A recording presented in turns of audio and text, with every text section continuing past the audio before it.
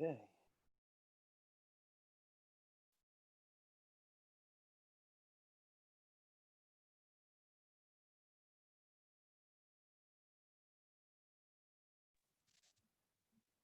Hello. Hello. How are you? Good. All right, let's let everybody in. Hello. Hello, good afternoon.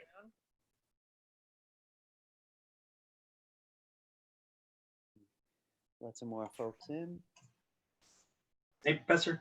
Yes. Hey, how are you? Hello. Just finishing up some breakfast first. Breakfast. It's 1 o'clock in the afternoon. I know. I'm on a 1 meal a day kind of thing, so I don't eat till much later. I replaced food with coffee, which is not not a sound arrangement. I still got to Okay. get used to coffee, honestly. You know, really, just the right amount. It's helpful, just a little bit too much, and it's like but so it goes. We'll do what we have to. So, folks, I want to you know, I'll screen share in a minute. We'll get a look at the handout. In fact, let me start right there because it'll help me get to my initial points. So I'm going to screen share right away. All right. We're likely to be just somewhat interrupted by any latecomers. I think we're all right now, though. All right. First off, let's just see what there is that has to be dealt with. So, I haven't looked at any late work or anything like that since November 10th.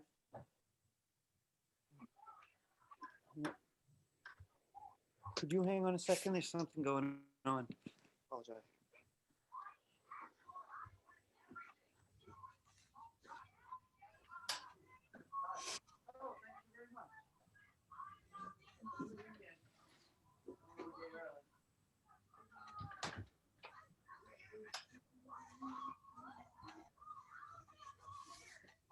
Sorry about that.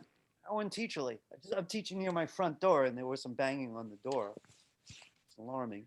Life in the city. All right. Any case, if you haven't checked Blackboard, please be sure to do it sooner than later.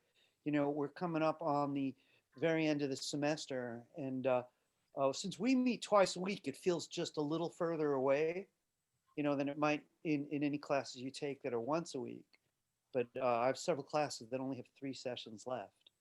So we're getting very close. So if you've not looked at Blackboard recently, please take a peek while there's still a chance to take action if action's necessary. Let me just say a couple quick words about software because this is a little bit different than how I've been doing it. We're taking a detour kind of in the middle of a different subject rather than one at a time. We're taking a little detour into P5, which is today's subject this Thursday. It'll also be the subject on Tuesday next week.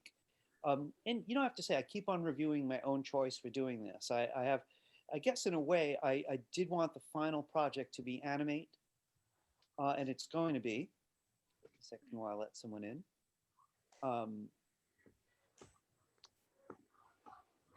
I wanted the final subject to be animate.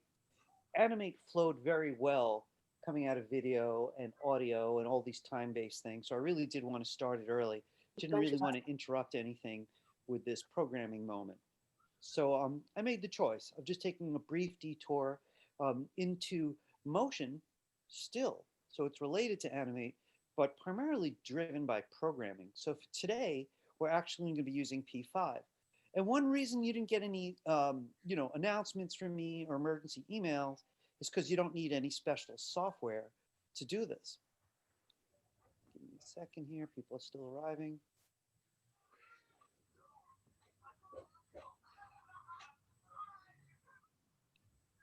So today we're going to introduce ourselves to P5. It's the big subject of the day. Tuesday, we're going to take it quite a bit deeper, but that's sort of it. It's a little kind of condensed workshop on the subject of P5 programming. So if you just take a look at this little part here, today and next class, it's going to be online tools. Today, it's all online. Next week, we're going to be using Sublime or brackets just for one day while we see what we've learned today and take it a little bit further. Today, we're going to very popular resources to learn about P5 programming. We're going to play with some stuff directly online where we actually get to edit code and get a small taste.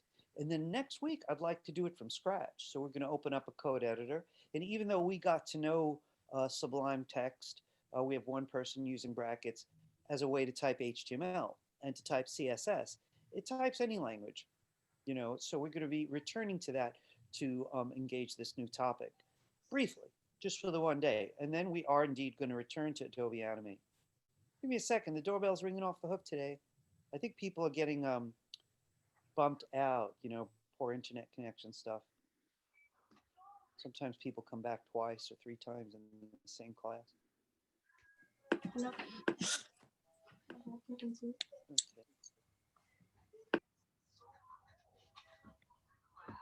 Okay. So let's start at the beginning. So today you need nothing but your computer and an internet connection as we introduce this small detour before we return to Adobe Animate after Thanksgiving. I guess I do want to mention that kind of quickly. It's not on the handout because I will be seeing you Tuesday. But of course, next Thursday, we don't have classes. I'll see you next Tuesday. We're going to figure out P5, take ourselves a little break. And then when we get back, we're going to finish out the semester primarily with Adobe Animate, head toward the final project. Since I'm on the subject and I feel like I'm sprawling, so let me pull it back in. There is a chance that I'll have an extra day or two. There is this magical exam week, which teachers kind of do what they want with. And since our final will actually be done, hopefully before then, I'm going to take advantage of that last opportunity to introduce Adobe Illustrator, if at all possible. It fits into a lot of your majors, but it's not part of this particular class. Some of you got a taste of it in another class related to mine, but many of you haven't. So in short, P5 today, little P5 next week, back to Animate after that, including the final project, and if all goes well, maybe one last little icing on the cake. Let me talk about P5. Let's just get to it. P5 is a programming language that came out of the Java family. So that's a strange phrase, isn't it? Java family. What in the world is that? So of languages you may have heard of, right? You might have heard of C++. You might have heard of Perl. My generation used CGI. But Java is something we've all heard of. And yet the phrase is misused. Sometimes they, oh yeah, I use Java. And they don't. They use JavaScript, which is another member of the family. So I'd like to put it a different way then.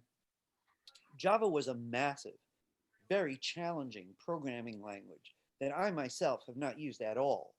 One of my very best friends and one of my smartest friends took it on for 6 months to a year.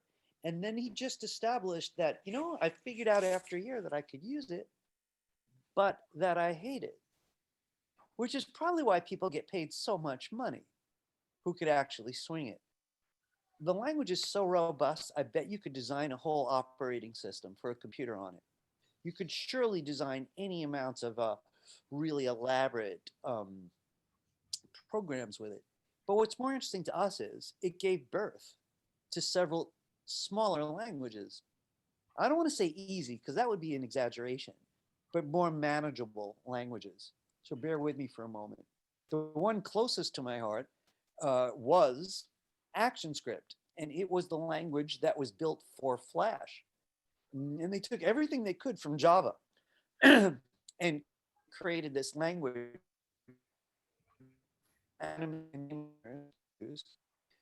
called Actionscript. Actionscript is just about dead right now. So if any of you are getting excited about what I'm saying, we got to hold out a little bit longer. It hasn't entirely been replaced. But around the same time that Actionscript came out, so did JavaScript. Now, JavaScript is huge.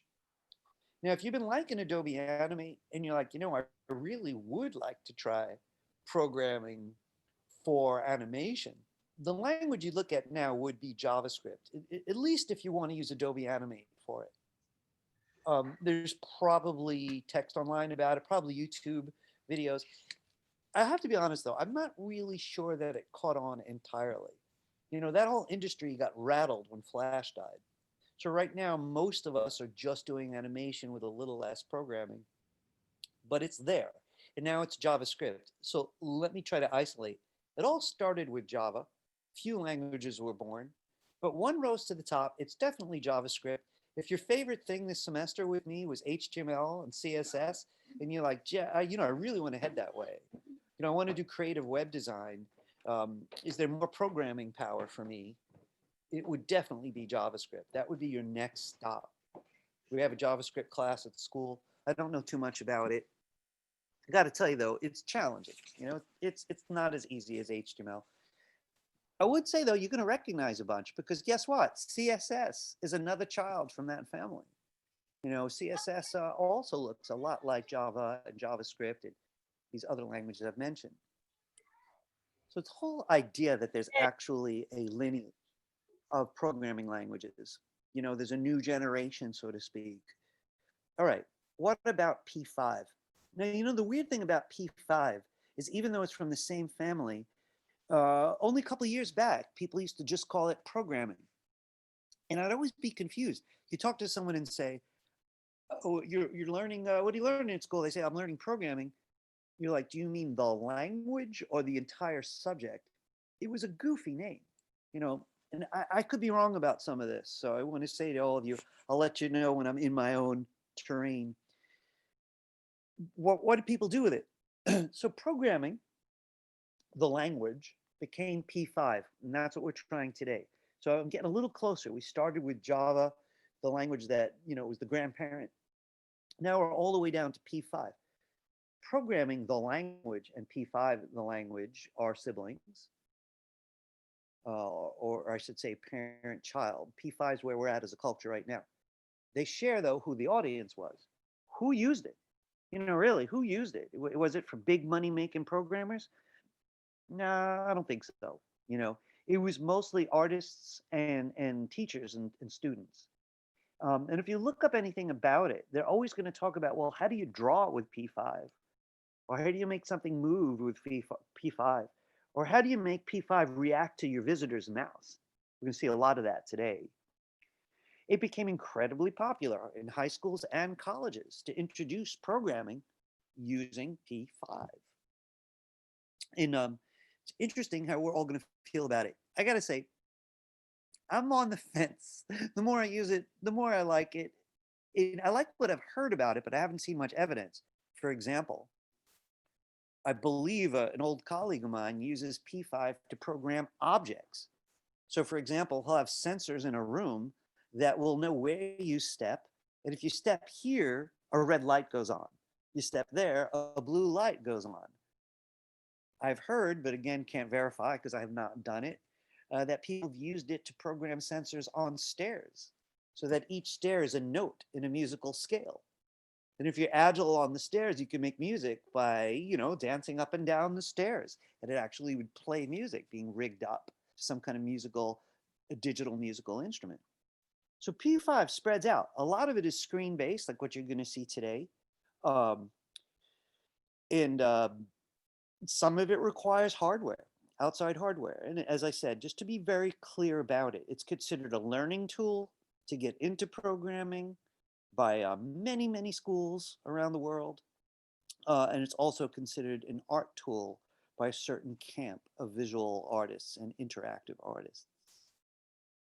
It's probably too early for any questions, but don't be shy. We have time today. We might even end early. It's a slightly smaller topic. Does anybody have any questions on this idea of programming? And let's take a peek then. I am screen sharing, aren't I? Yes, I am. Okay, let's take a quick look. You notice here it says in my own handout that involves movement, and we're going to actually make some stuff move on our own, probably next week using P5. Interactivity, mostly meaning here what the viewer can do with their mouse or their touchpad. But again, if you went into advanced territory, it could be all kinds of body motion and have all kinds of different triggers, 3D, color, etc. let's start by getting a peek. So we're going to be visiting this incredibly well-known website amongst people who do this, p5js.org.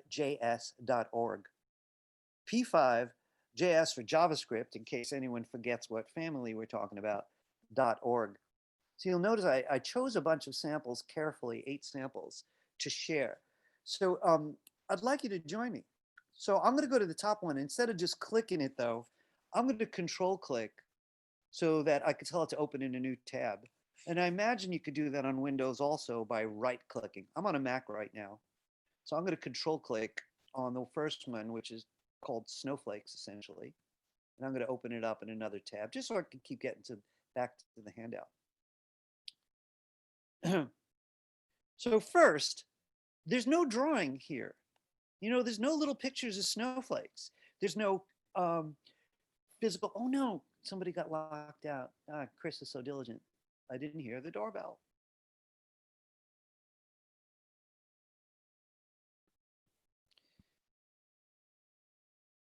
Sorry, guys. Give me 1 second. He's just too devoted to leave out. I just want to make sure that. There you are. Hey, Chris. Sorry if you were waiting very long out there. I didn't hear the doorbell, but you didn't miss much. Right now, we're getting our first peek of P5. So I just want to say to anybody who may have missed it, make sure you have today's handout out. Everything we're going to do is going to start on the handout.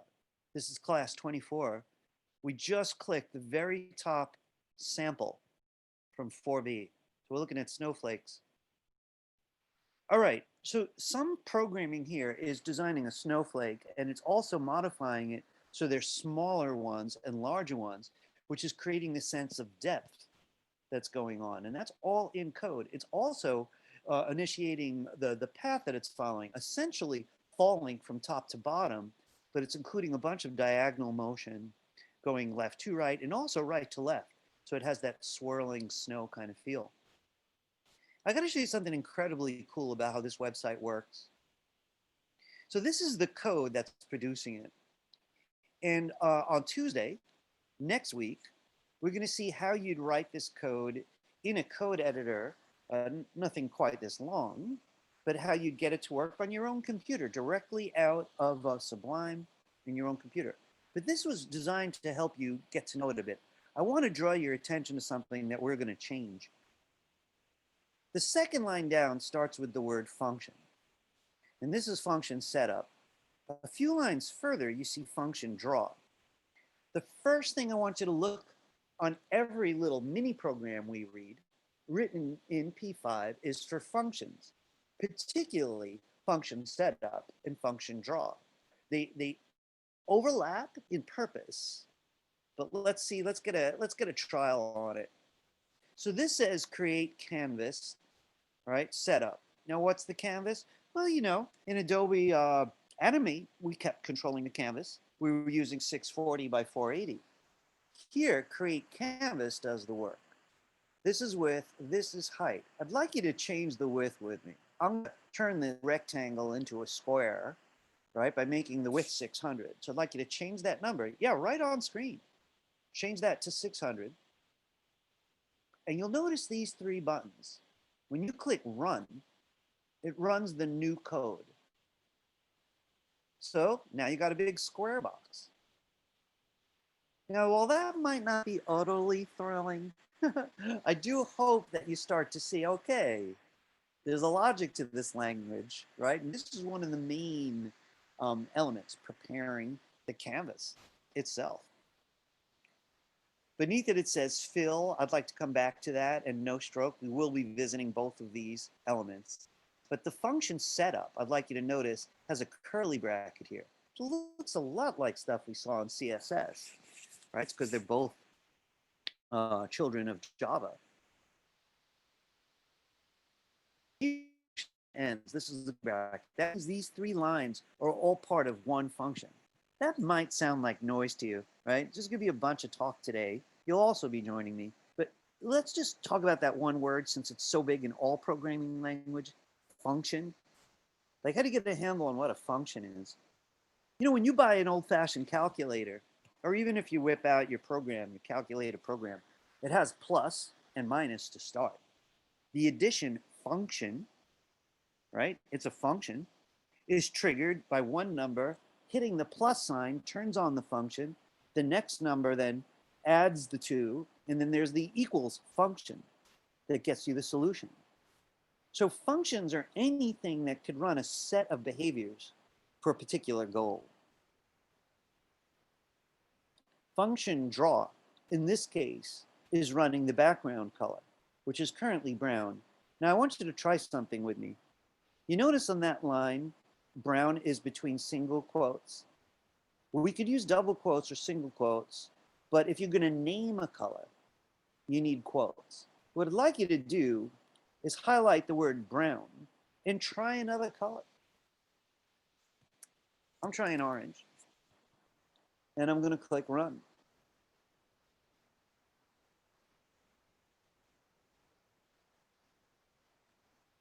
Interesting. How many colors can we get at? Well, I'm imagining it uses the same colors that CSS could use, which used to be a very small amount and has grown to over 200. But if you want your full palette, we need some hex code. I'm going to ask you guys to take a detour with me for a minute, open up another tab in your browser, and let's search for a good color picker. So here I am in Chrome. I'm opening up a new tab, and I'm going to do hex code or a hex code color picker.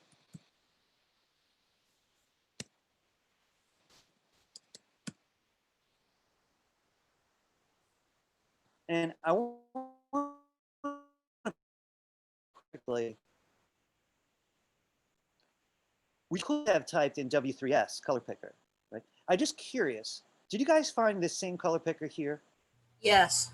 I want to mention it because I'm not sure I did back when we were doing HTML. This is Google's color picker. And I just bumped into the right search. I used to just write hex code and this would show up. So I wrote this time hex code color picker. You might like it. It's a little simpler than W3 Schools. If you'd rather get that one, since you know it well, feel free to search W3S color picker. I'm going to stick with this. So what I'd like for you to do on any color picker, so again, this search was hex code color picker. Got me here. What I'd like you to do is notice this little bar here. You can click on any color that you're interested in. If you want a lighter or darker version, lights on top, darks on bottom. If you want a more neutral version, move to the left. Right? Subtle. Right? So I'd like you to pick your color. Snow is kind of light, so I'm going to go with a dark background. And then you'll see the hex code. I'd like you to highlight that hex code when you've chosen one and copy it to memory with Command C or Edit Menu Copy. And go back to the tab where you've got the Snowflake program running. So background did accept words, but it also accepts hex code. The only thing you have to remember is it still needs the quote marks. So go right between those quotes, get rid of the word that's there, paste the hex code, and hit run.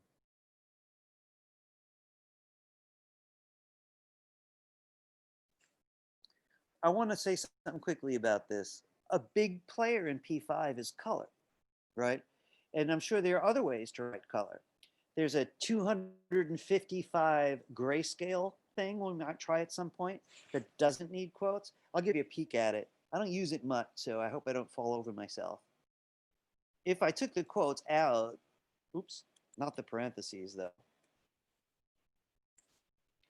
and I typed in 0, no quotes, no hash, no hashtag, I get black. If I go to 255, which I think is the top number, I get white. Stands to reason in the middle will be a variety of grays.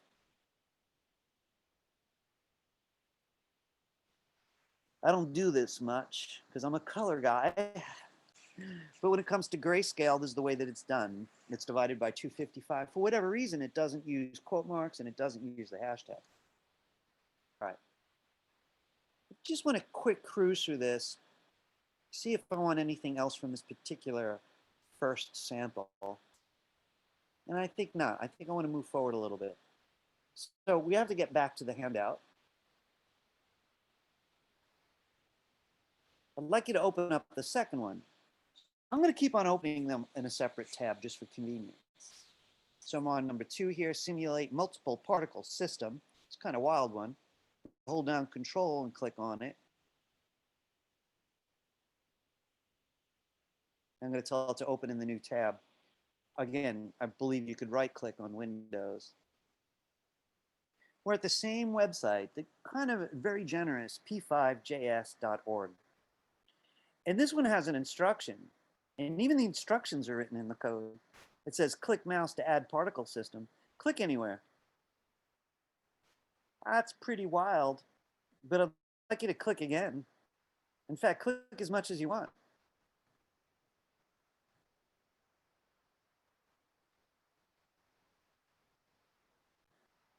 Now mine's starting to act up because this is all using RAM from my computer. Right, and I haven't shut down today and I've been bullying my computer. So right now it's not liking how much I've clicked. I could go to the same buttons we saw earlier and press reset. A little faster when I don't add too many particle systems. Bear with me.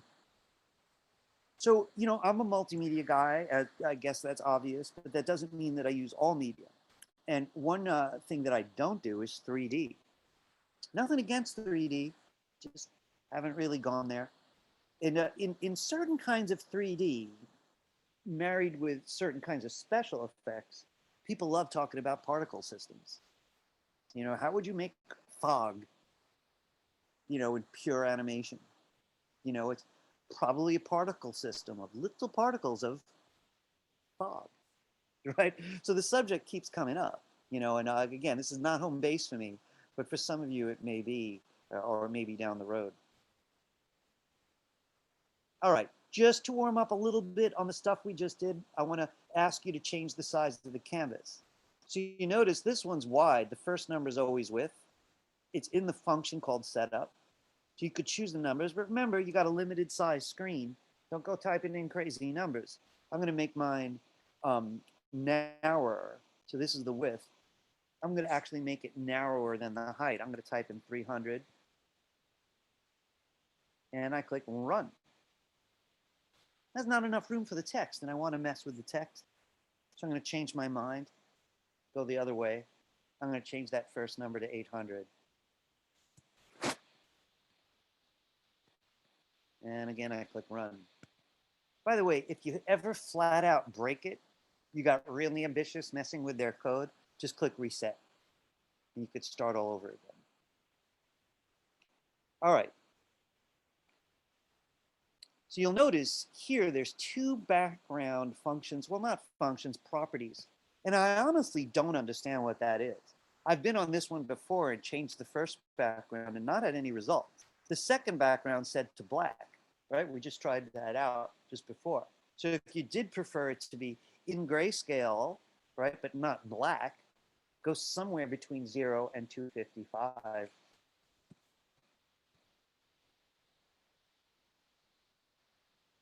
If you want to use hex, remember, you need quote marks, the hashtag, and the hex code. Which I'm probably going to ask you to do. You know what? Just make sure we all remember. Let's just do that once. Could you change this the second background feature? Could you use some hex code? So yeah, I'm hoping you left your hex color picker out so you could quickly make a choice. Get that hex code. Come back to the P5. And there has to be quotes in there. I'm using single quotes, but it'll accept both. And right in the middle there, hashtag, you know, with the 6 characters, and I'm going to run it. I want to show you something that's kind of interesting, though. and tell you a little bit about how this website works. So this website is largely run by volunteer donators, people who love this stuff, and they write these cool programs, and they post them. You could actually join this website, by the way. It'll store your stuff that you use for them. I've not joined, but it's free. Get a username, password. You could post stuff, or there may be other advantages. And they post these elements, sometimes with great instructions. This one's here telling us to click mouse to add particle systems. I want you to look at the code though. Go down a bunch of lines until you see text align, text size, and the actual text. So I mean, if you wanted to just say something else, you could go right between those quotes and change the text. I'd like you to put anything you want in there. There's no one next to you, so it doesn't even have to be polite. But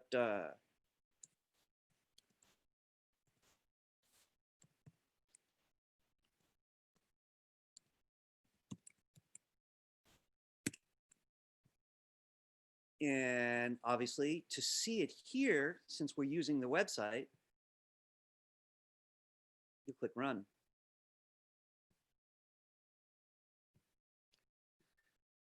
I wouldn't have helped anybody, but I like a little bit of silliness in my life. All right. I do want to just point out some things though. We've seen functions set up already. Got a rough idea. It sets up the stage or the canvas, as we like to say.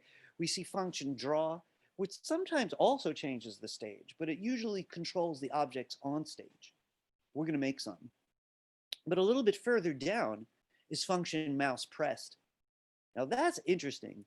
And all games use similar functions. Mouse press, there's also mouse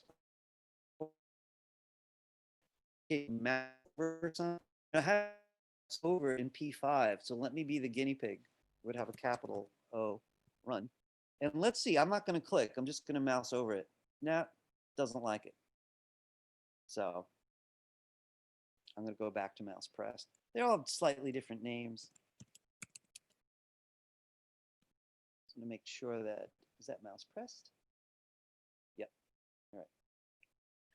So this is something, it's becomes interactive, right? The stage of interactivity, there's going to be a bunch of different functions, like functions that allow someone to type, functions that allow someone to mouse over. Mouse out is even a function. Have you ever pressed on a link and changed your mind? Right? If you keep the mouse button down, drag off and release, that's a mouse out, right?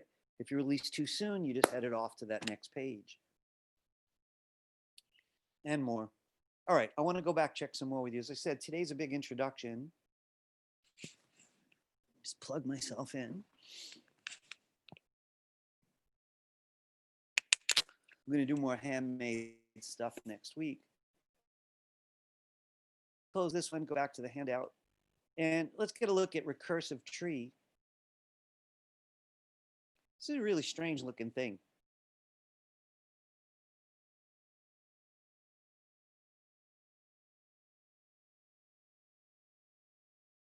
So this tree involves some pretty elaborate math. It goes from a regular tree, and then it suddenly looks like a muscle man to me. But in any case, I wanted to say a couple quick words about it.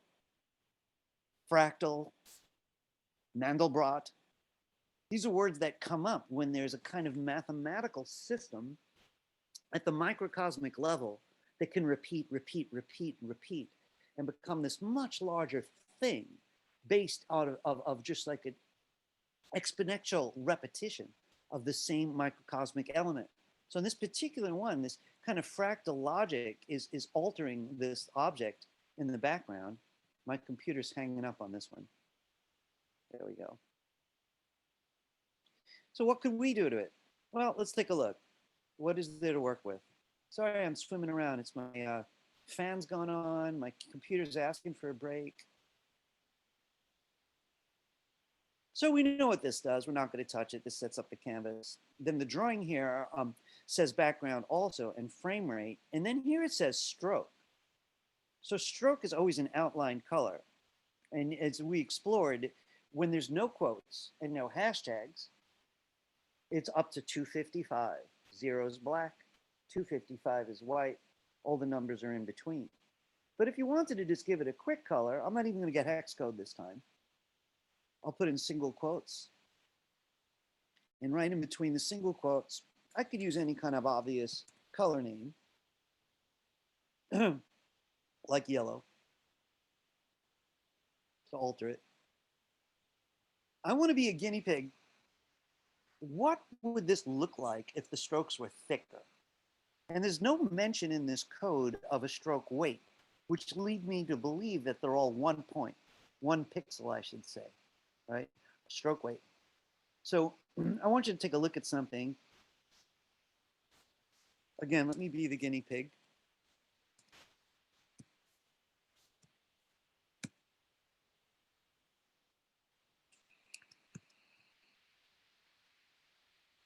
Ooh, that's a thick stroke weight.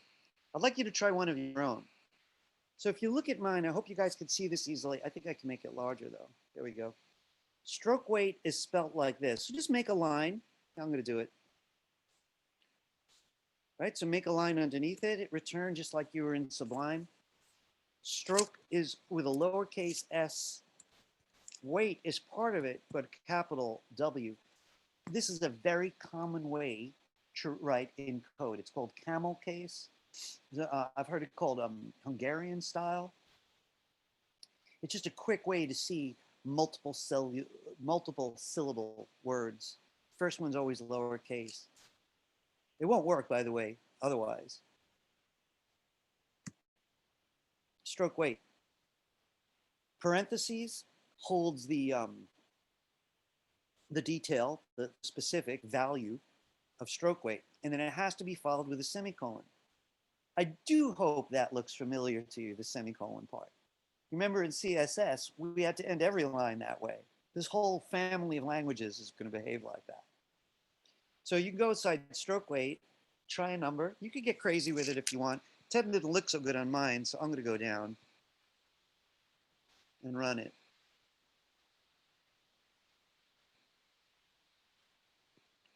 I'm going to accept it. I want to just mention, again, we're just sort of getting a taste today of kind of concepts that go into languages like this. So if you go down, you'll see there's 2 slashes. And then it says, let's pick an angle. It's in gray. That's a comment. So when we were doing CSS, you learned a certain style of JavaScript comment. We kept using /*. We'd write a long comment, */. This is how you write a 1-line comment. // type whatever you want. It's only for 1 line. We didn't use it in class. But if you look at the next line, I just want you to take a look at this. We're not going to mess with it much right now because it's pretty complex. Mouse X. Again, I know some of you guys are interested in games. Not my strong suit. I'm not sure I've played a digital game in years. I played Asteroids like 30 years ago, 40 years ago. Pong. Anyway, mouse X means what is the location of the mouse right now, left and right. So X is always this way, left and right. Mouse Y is where is the mouse up and down. So that basically means that the program is concerned with where the mouse is, right? Or your touchpad for that matter. So when I'm moving out, mouse X is actually telling it how far out. It's using the numbers that result in pixels, like I'm 100 pixels, say, from the wall.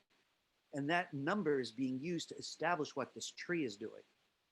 Mouse X and mouse Y shows up often. Let's go on to the next.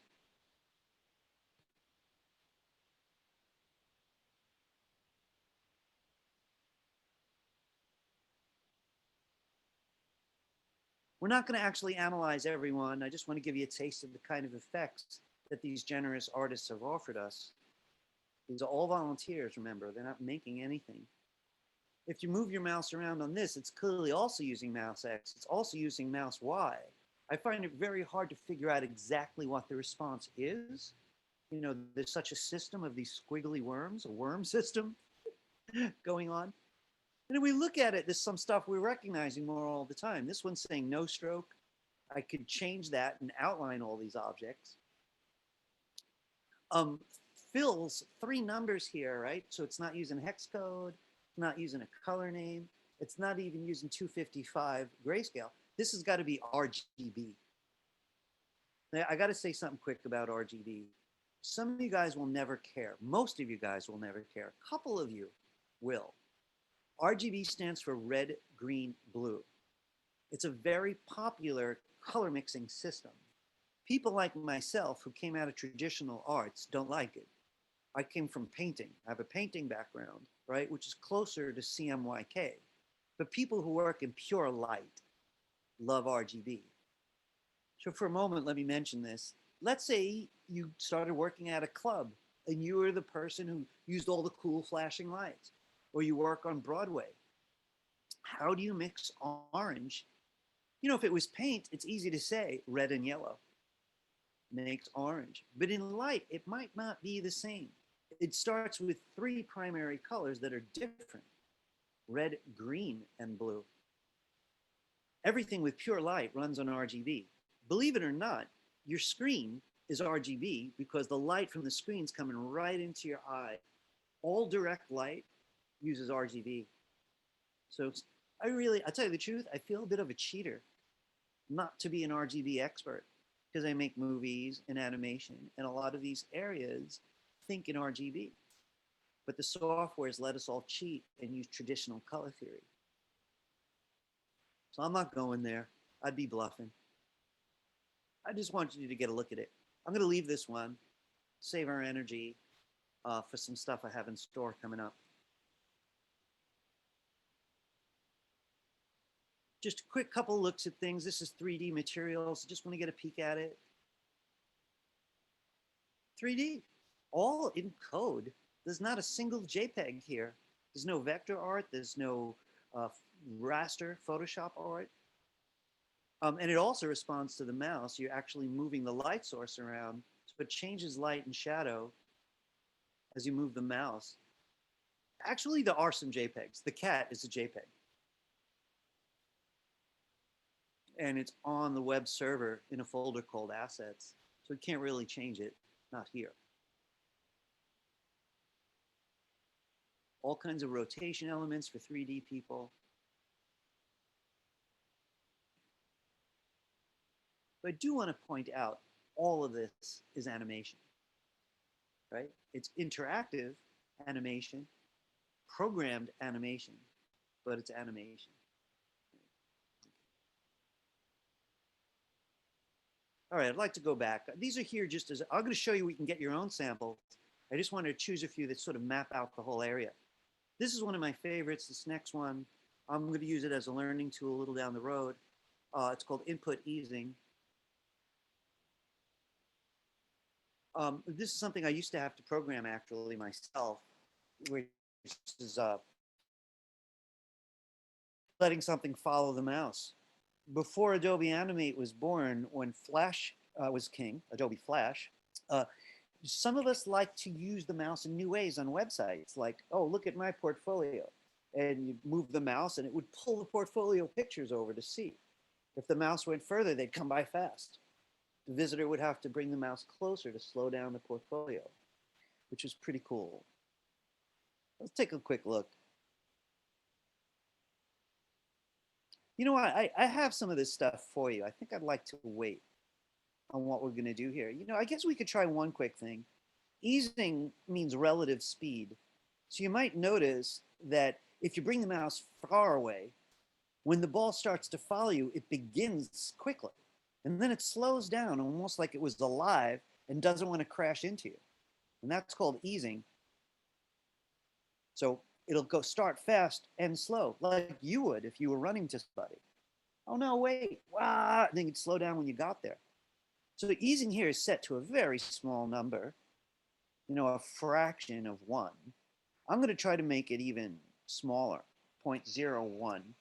I'm going to run it and see how different it is. And now it's like moving like a snail. What if I went all the way up to 1? No point. I'm just taking all those numbers out. 1.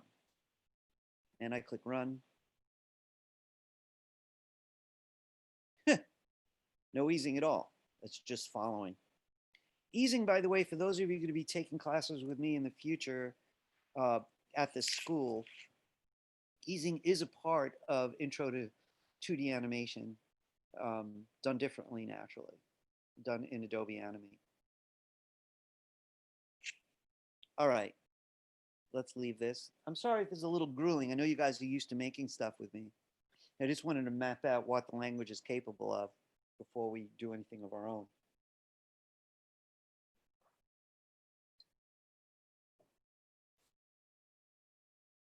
Got a quick look at the last two samples. This is chain. I find this one really fascinating. It's a little hard to dig through the code, but when you move your mouse around, the ball on top follows almost like you're the helicopter, and this is the guy hanging from the helicopter, right? The thing that's interesting though, if you like my action movie example, let's say you were hanging from the helicopter, but someone's hanging from your leg. You wouldn't move the same way, right? The person on top would have direct response to the physics and momentum of the helicopter itself, but the one hanging from your leg would have a different response. So there's two sets of instructions going on here. The first object moves first, the other one tries to catch up, which is kind of interesting. So there's clearly two different variables, these are called, to stand for the two objects and how they react. Very intense, really interesting. All right, let's check out the last sample. And I want to do something different with you. The very last one, simulate spring. You know, by the way, you know, since I'm the tour guide, I like to include like where I come to this. And so you realize there's lots of vantage points and you're going to find your own way. You know, for me, as a fine artist, which is at my heart of hearts, what I do, the issue of paying bills was a big player. The web was a hungry field, still is. There's lots of room for new people. So I headed that way. But every time something was cool, I was like, oh, you know, what about that? There was a subject for web designer, animator types called real physics. And that's what we used to call it, real physics. And it meant you'd study the way a ball really bounces. And or how about the way a ball reacts when you throw it against the wall? How does the effect of the speed against the wall affect the number of bounces after? My own personal favorite real physics experiment was, how does a swarm of bees work? Listen for a minute. You know, the swarm makes a beautiful shape. If you ever watch a swarm of insects flying, or bats for that matter, or even birds. So what's going on? The shape keeps changing, but it has this kind of magical symmetry right up there in the air. And one of the things that happens is, say a bee knows how comfortable it is with another bee coming close. And if the bee comes close, your bee has to move over. So theoretically, one could take one bee, tell it how to respond if anything gets close, and then drop 100 of them on stage and see what they do. So I've actually done that. And they felt like those things were alive, you know, really. And they were all just following the same instruction, just like hundreds of people near Grand Central Station at rush hour.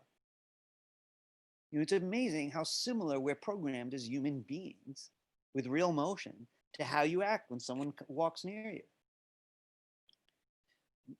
All right, this is a little example of real motion. And if you grab the gray bar and pull it down, it springs. But it only lets you come down a certain amount. It does its fancy math to figure out how many wobbles, right? But we could change a little bit. If you notice, here's max height.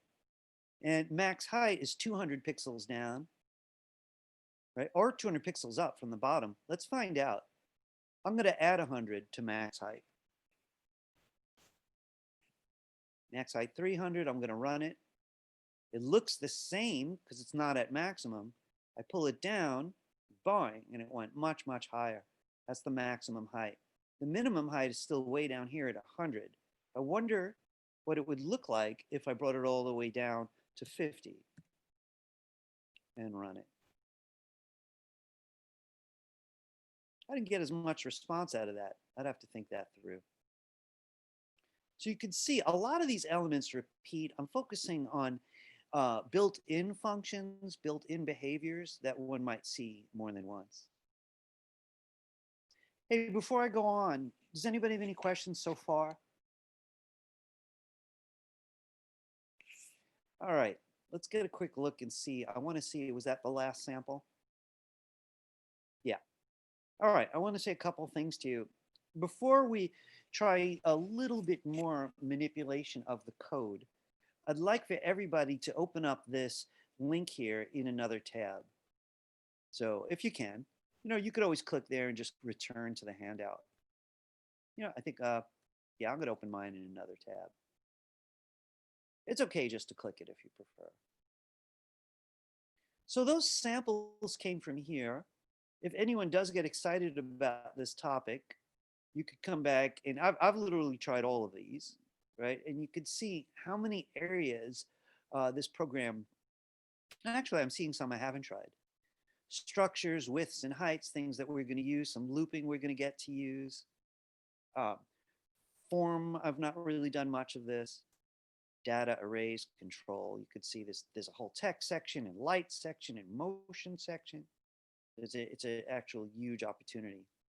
I would also like you to just notice on the left, get started with advice about how to get started, how to learn more examples, even books that you can get. So anyone who's excited about this subject, this is the place to come.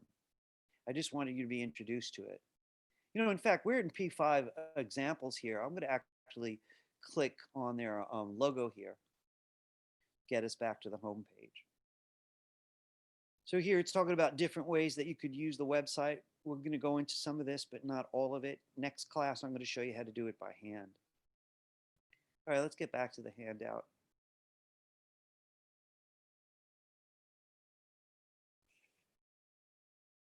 So what is a function? I was comparing it to the addition function on a calculator or the multiplication function. And here it says a set of programmed events that can be called by name. You do this all the time. You say to you say to your roommate, it's your turn to take out the garbage. You don't say, oh, it's your turn to locate the garbage can, pull the bag out, tie a knot, go out the front door, go down the stairs, take out the garbage is your name for a function that includes hundreds of steps. We do it all the time. Wash the dishes. So we actually always simplify processes with if I say come to class in the old days, I didn't tell you to go take the subway in every step, right? So a function is a set of steps that you could give one name so that later on you could call that whole set just with one name. I want to these are two primary ideas, so I just want to throw them at you. There isn't going to be I should add, but what is a variable? Now, I don't know any of you guys, I'm an awful cook, but a lot of baking goes on in my house, and we watch a lot of baking shows, and I've noticed something. There are a couple of variables that go into baking mostly everything, which is how much flour, for one. Always, that's the variable, how much flour, often how much sugar, right? Sometimes how many eggs. Those three ingredients is half the baking world, so those are variables. If I was going to program something like that, it would probably be amount of sugar and made into one word with little parentheses, and someone could type in the number of how many cups of sugar, and that's the idea of what a variable is. To sign up a new class, one variable that you're in there, who's the teacher, right? He's filled in by something. Have you ever been to a website, asked you your name, you typed it in, next time it said, hello, Bob, or your name, naturally? How does it do that? There's a variable on that website called username. And the first time you typed in your name, it stored it. Stored on your computer, it's called a cookie. Funny name. But the cookie stores username equals, in my case, Ira. Somewhere in there is a sentence that says, hello, username, how you doing? And when I go to the website, it looks up the value of the variable. And since in my case it's Ira, it says, hello, Ira, how are you doing? which is a pretty interesting idea. So a variable is a container for some specific thing, a name, an important number, birth date, credit card number, that type of thing. Big part of e-commerce, variables. All right, I told you we're going to end early today, not quite just yet. I do want to try something a little bit deeper using some of the programs from this P5JS website. So you'll notice the next thing on the handout says a simple program. I'd like you to join me there. So I'm going to ask you to open it however you want to in a new tab or right here.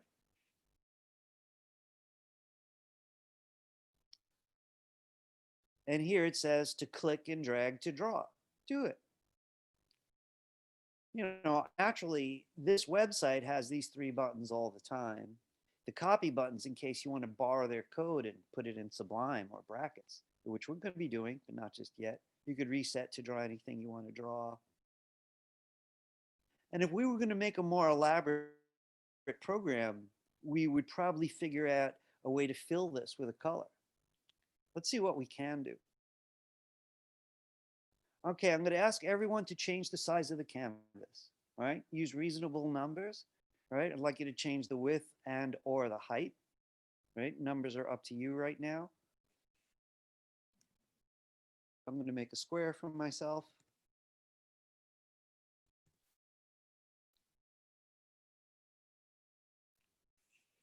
I'm going to ask you to change the background color. So if you want to stick with grays, go anywhere between 0 and 255. If you want to use hex code, just don't forget you need the quotes and the hashtag.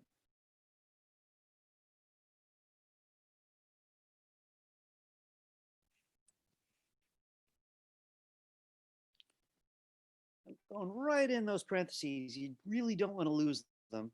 I put in my quotes. I'm going to take out their number and put in mine. It was a little hard to see. I have to click run. All right, I changed the canvas. It's amazing that a drawing program has so little code. It's one of the things I love about it. It shows the real power of it, you know, to work from simple function draw. Stroke is the line that we were just drawing with, and they set it to white. I'd like you to reset this using any of the systems we discussed today. So if you want to use a name, you know, you want to write yellow, you still need quotes, right? If you're going to use hex code, you need quotes and the hashtag.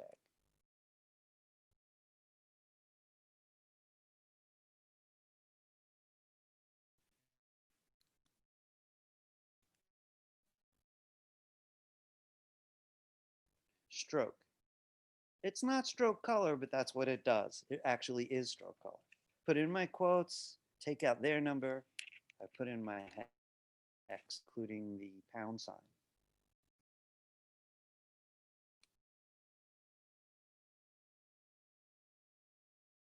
I want to see if we could add some stuff to this, really. I'd like it to be a thicker line. We got to peek at stroke weight before, right? That thinks in pixels. So we're going to go right after that semicolon to create our own line. We did this a little earlier today, but here it is again, stroke weight, followed with the parentheses for the actual value, followed with the semicolon to end the line, just like CSS.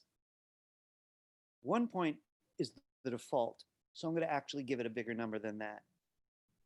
I've got 5, that's 5 pixels. Let's see what that looks like. Much bolder.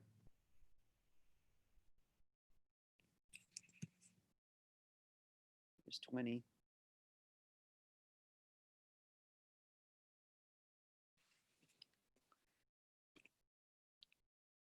I want to get a look at this if statement here because I want to mention, you know, really, why do schools teach this? And why is it in Intro to Multimedia, really? I mean, I don't know how many artists in the room are going to want to code art. You might. And I don't know how many programmers in the room are going to want to go all P5. P5 is there to introduce principles you're going to see everywhere. The next one here is called a conditional statement. I want to tell you about how that works. So let's say you're on an e-commerce website, you know, you're buying something, right? You get in a bad mood. In the place you're supposed to type your name, you type something rude. You type a curse word, right? The next thing that's going to happen is a little window shows up and please put in a proper username, right? And I want to tell you how that worked. It pulled out the value of that curse. Someone had programmed a list of popular curses. That would be some funny code to look at, right?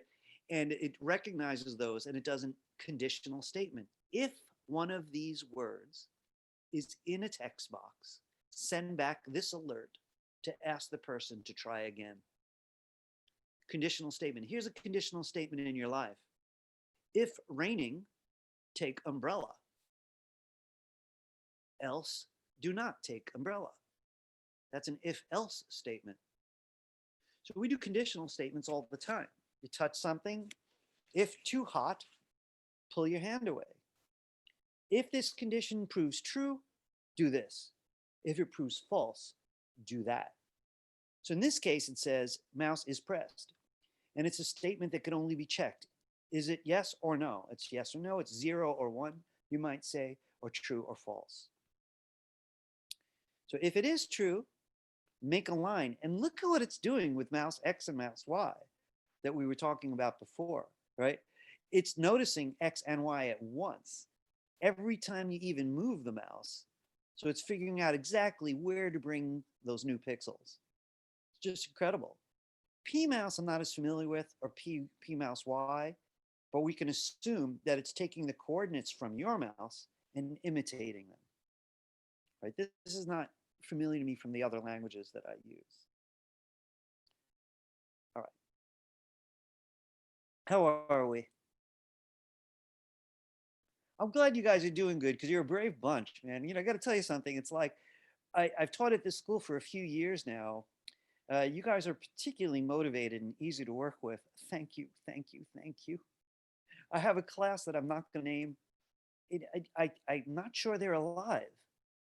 You know, it's, you know, it could be a zombie episode that I join once a week. I really don't know. So I want to thank you because I'm tired. I'm hungry. It's late in the semester. We're all going to barely get out alive, and then we'll replenish ourselves over the Christmas break and continue with life. You know, I honestly do believe we need, this is my new theory lately. I'm pushing it on the world. 3 10-week semesters. Gives you the same 30 weeks, but it gives you in smaller bites. So you get to clear up your mind. You'd have more vacations. You know, 3 semesters a year, you'd have big vacation between each one, would fit like a glove, and no one would have to be cross-eyed at any point. All right, I want to get a look at this other one. So let's get back to the handout. A simple animation program, right? So we're coming out of a very manual animation experience. Admittedly, we were using tweens a lot. One has to wonder, is the code for tweening similar to this code? It's just in the program? Probably, right? Probably. But let's see what we would do by hand to make something move. So I want you to open this animation program with me. First off, observe. This little circle is starting at the bottom and heading toward the top. And look what happens when it passes the top. It returns from the bottom. So this is an illusion of a loop, which means to the average viewer either of two things. Either the circle keeps returning or it's followed by similar circles, right? And this is the illusion of it all. Let's get a look at the code. Well, we already know about the canvas, all right? So I'm not going to go over that. But what about X and Y? Now, really, this is going to be the biggest thing today. I'd like you to join me on it. In this case, they're used as variables, meaning storage. You know, like username might say username equals Jason or Chris or Diamond, for example, right? In this particular case, X is going to store something about the horizontal distance. Now, just to be clear about it, that's 720 pixels across, right? So X is going to be some part of 720, right?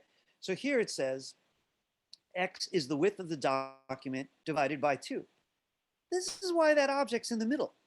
Whatever width we gave the document, it knows how to figure out the middle. Only because this number here is 720, it knows here that X is half of that, which basically means this thing is moving 360 pixels in. I want you to try something with me. What if we divided the width of the stage by 4? Now, theoretically, it should be a quarter of the way across. So let's click run and see if that's true. Interesting. This is a common thing, because even if someone changed the width, that little ball is always going to know the middle, right? All right, I think we should probably change that back to 2 and run it. So by the way, and again, like most of you guys, do any of you guys do programming of any sort? Maybe from high school. All right, so a lot of this is new. Y always stands for height, the y-axis people like to talk about. And here it equals height. What that actually means is y now has the exact number you gave the height. Now we didn't change the height, so it's 400. That means y is the same as saying 400.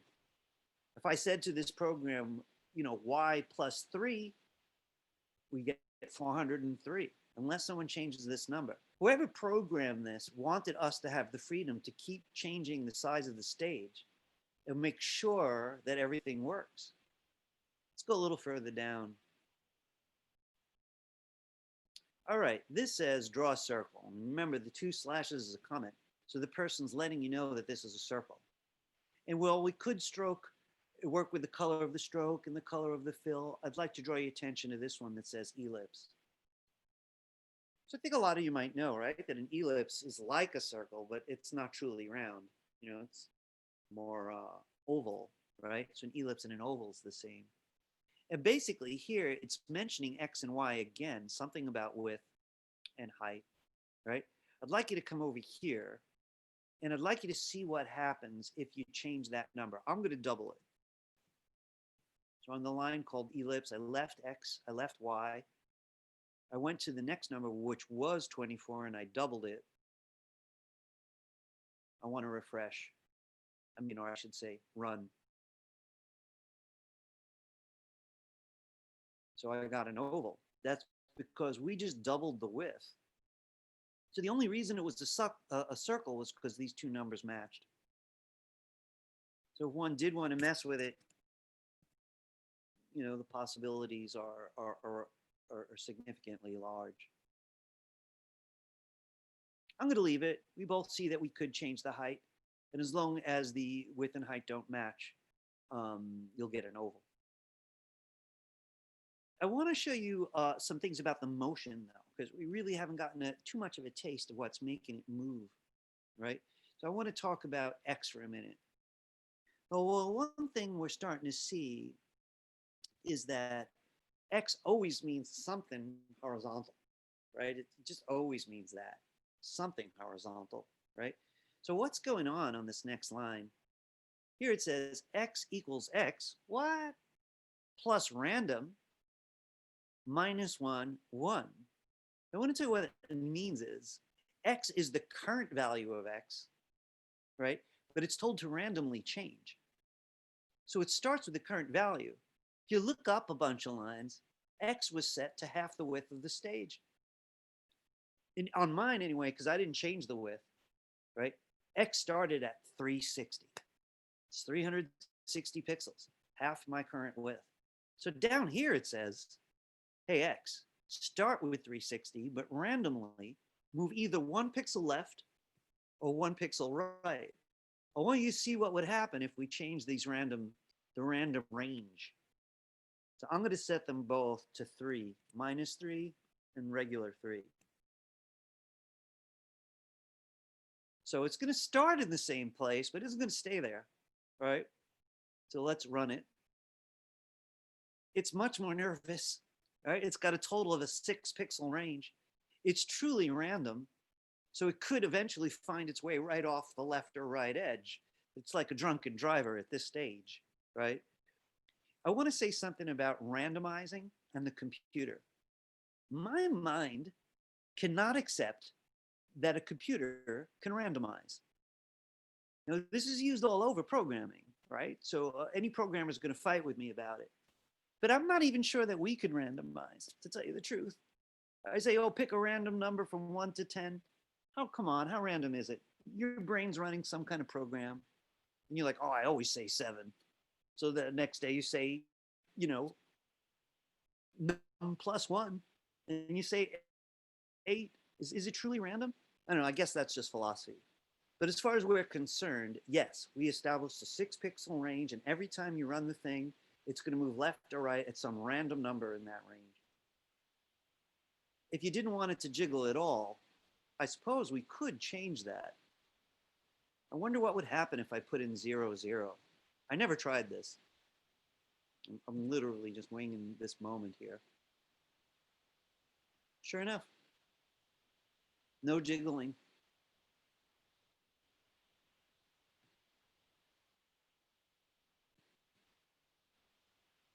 I want to take this further. So if yours is jiggling like crazy, could you reduce those numbers? Maybe go back to -1 and 1? Unless you don't want it to jiggle at all, then just give it 2 zeros like I did.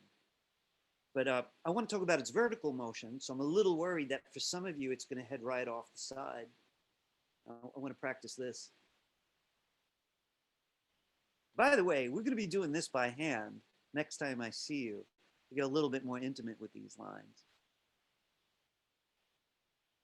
I would like you to check this out.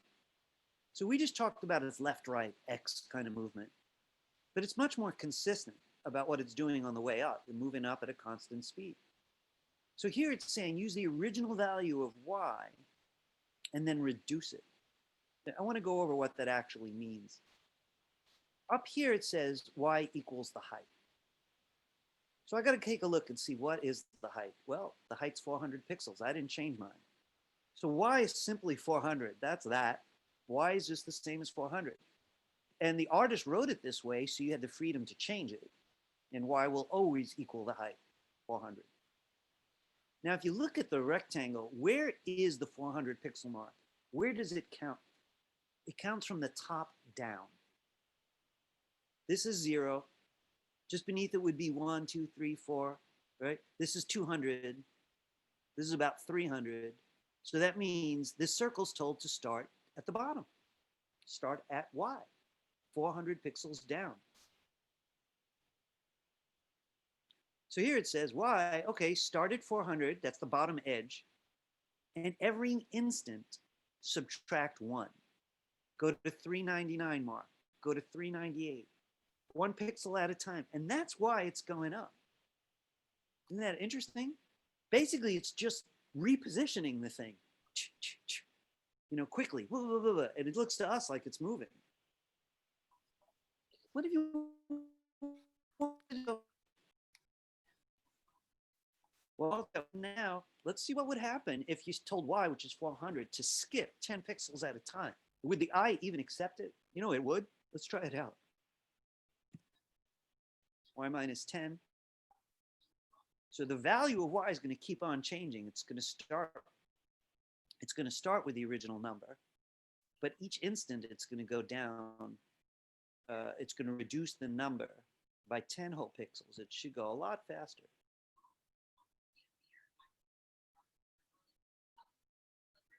It's interesting how the eye accepts that. You know, that's not analog motion there. It's not like a smooth motion, you know, at all.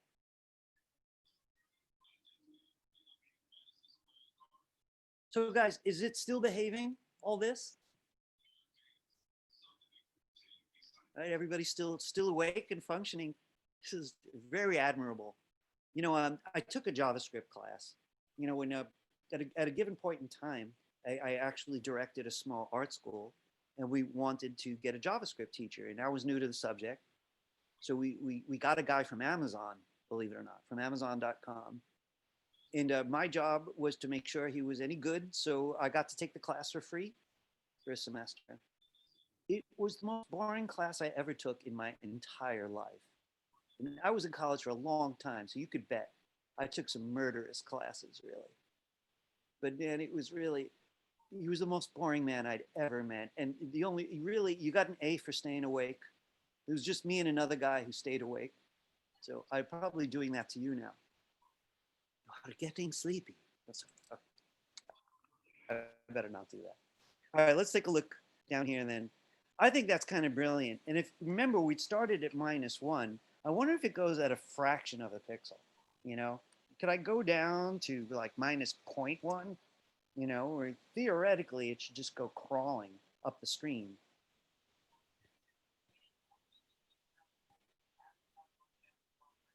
Sure enough, that's how that JavaScript class felt, just like that. I really, maybe I shouldn't make jokes like that, but I know what college is like. I've never got out of college. I've been in college for 40 years now. All right. I do want to show you this last little bit because I think it's kind of brilliant. Remember I was mentioning conditional statements before? They often start with if, you know, if. So here it says, if y is less than 0, do something, right? So it's kind of interesting when you think about it. Remember I told you how it starts on the top and counts down? Originally, this is 400, but that means the top is 0. So it's basically saying if that object hits the top where 0 is, do something, right? And we know what it does. We can see even my crawling ellipse there is going to return to the bottom. So what's going on is if it is less than 0, in other words, it's left the top, return it to its original height, which was set up top there in create canvas 400. And that's why it looks like it's looping. It just magically comes right back down to the bottom. Remember, y equaled 400 because of this up here. It's a brilliant little bit of coding. You know, I mean, if I put in a random number, it seems like a bad idea, but I have to try it, right? I'm going to tell it to restart at half the stage. Let's see if that works.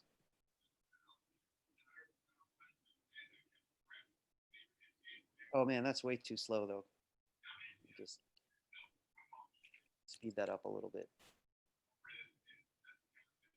All right, let's see where it goes. Look, you see now it's starting at the middle. So if I typed in 400, it would act the way it was originally. It just wouldn't be as smart because no one could change the size of the canvas. So they just used height.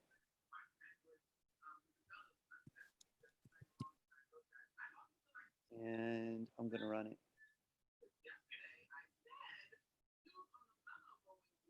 So, you know, I told you all I was going to let you out a little early today. And I am, but I just got to squeeze in just a little bit more, right?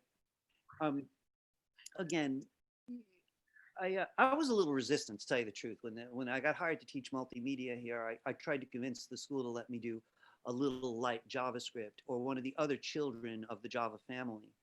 I'm a big fan of several of the languages. jQuery. jQuery is really popular amongst web designers, very manageable. But they had motives of their own because they know where this class branches. And we came down to P5. As I said, it is very popular though. I want to show you guys something back on the handout, and then I'm going to let people go for the day.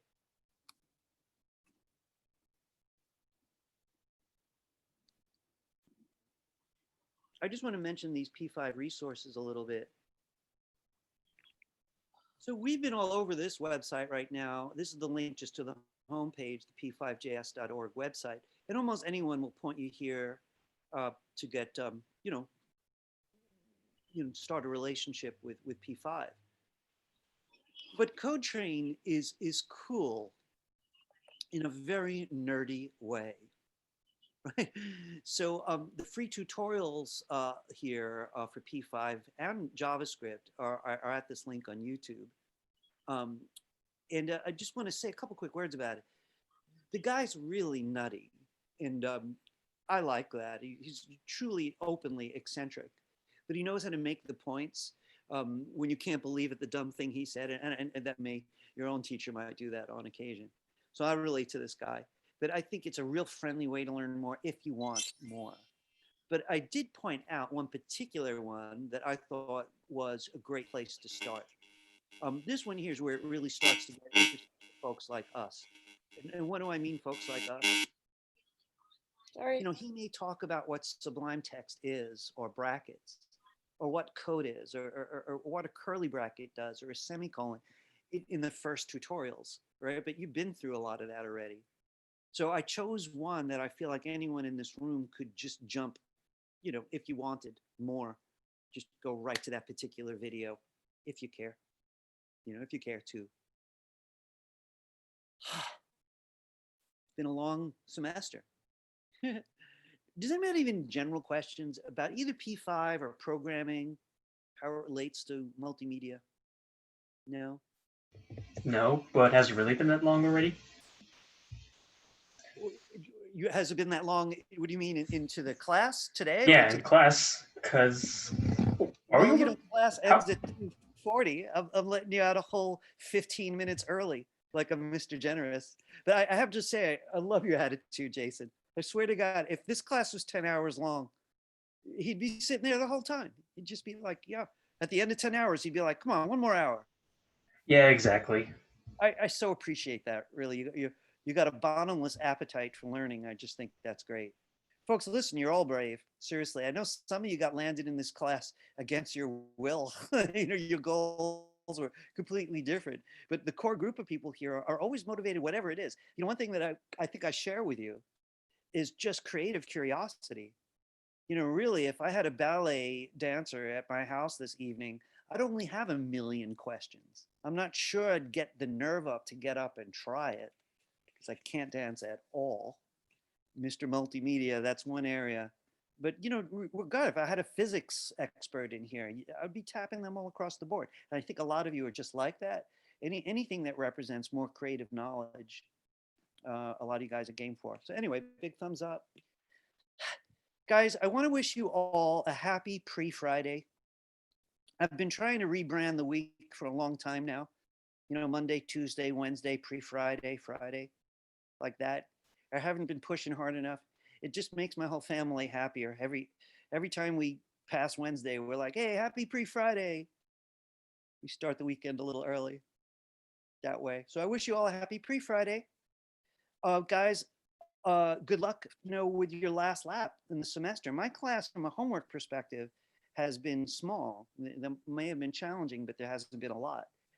We'll soon be heading toward the last project, which, by the way, if a lot of you seem to really like kinetic type. I was very pleased with how engaged everybody was. The final project's going to be kinetic type. So we're going to return to it after P5. We got one more day of P5. We're going to return to Adobe Animate, return to kinetic typography, making type move, learn some new stuff to go with it, just to make it a richer experience. Everyone in here is going to wind up making an original final animation as the last project. So I think I'm going to go pass out now. Now, actually, I have to get ready for this class, but take a breath, some water. All right, guys, nothing for me? No questions, no anything? No, just you go ahead and get your rest. No? Hey, Chris, you used to ask me questions all the time. Why no questions for me anymore? I'm kind of trying to on my own for a while to see if I how I could get used to working, and then You also have a great if I- learning attitude. of course, if I have a hard time, I'll always let you know. Good. Oh, I was hoping I didn't scare anybody away. All right, folks, I'm going to go then. Nice to see you all. I will see you all next Tuesday. That's our last class before Thanksgiving. See you next Tuesday for the rest of P5. All right, take care, Professor. Bye. Take care. You too. Been a pleasure, guys. Thank you. See you.